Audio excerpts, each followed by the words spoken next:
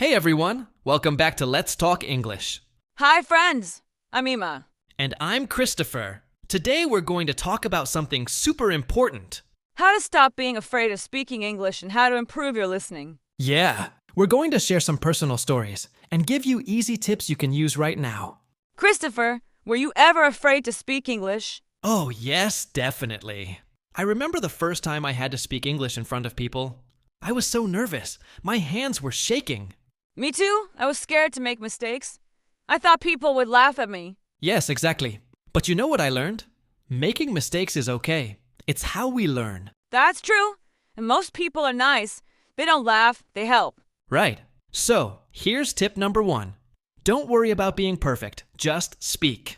Yes, just say it. Even if it's not 100% correct, you're still learning. I like to think, better to speak a little than stay silent forever.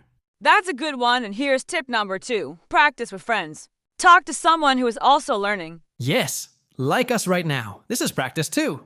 And it's fun. You can also join language groups or speak online. I used an app to talk with people from other countries. That helped me a lot. Nice. And now, let's talk about listening.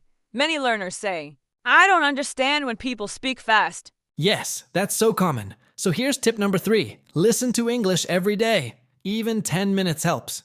Exactly. Music, podcasts, movies, even cartoons. Cartoons are great. The language is simple and slow. I watch Peppa Pig to improve my listening. Me too. Peppa is a great teacher. Okay, here's tip number 4. Repeat what you hear. Listen and repeat like a parrot. Yes, it's called shadowing. You listen, then copy the speaker. That helps with pronunciation and confidence. Another tip, use subtitles. Watch a show with English subtitles, first with your language, then in English. And later, try watching without subtitles. It's hard at first, but you get better. Totally. Learning is like going to the gym. You get stronger with time. And it's okay to feel scared.